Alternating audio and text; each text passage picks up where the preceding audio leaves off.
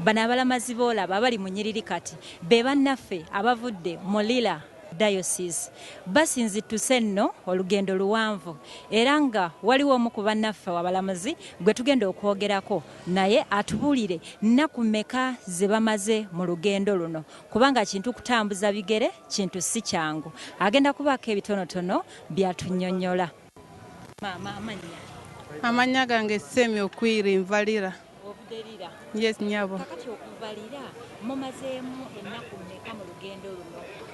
Ennaku gye twamaze mukubo kubanga twavuddewo ga 17 okutuuka leero nga lumu kati osobola kubala ennaku gye twamalanga mukubo.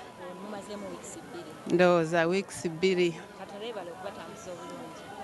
Obulumi ebizibu bye twafuna mukubo kwegamba tubadde tutambula nga tetufuna nga obuyambi obulungi tetusobola kufuna amazzi n'emmere nga tetulya naye nga tubeera tutambula ku magundi ya mukama yatulese.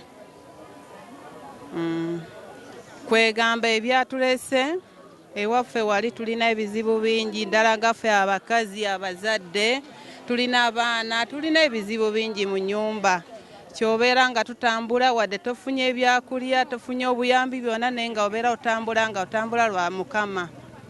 Oye munnaffe okuva erira asobodde okutunnyonnyolako nga yeeyambisa olulimi oluzungu ategeezezza nti wiiki 2 nnambirira ze bamaze mu lugendo luno naye olw'ekisa kya Katonda basobodde bulungi okutambula ate ne batuuka mirembe. Kakano nno tugenda kukutwalako munda wali ku Wankaki wennyini we bakyekingira waliwo okukebera okw'enjawulo ate tulabe enteekateeka nga bw'eyimiridde.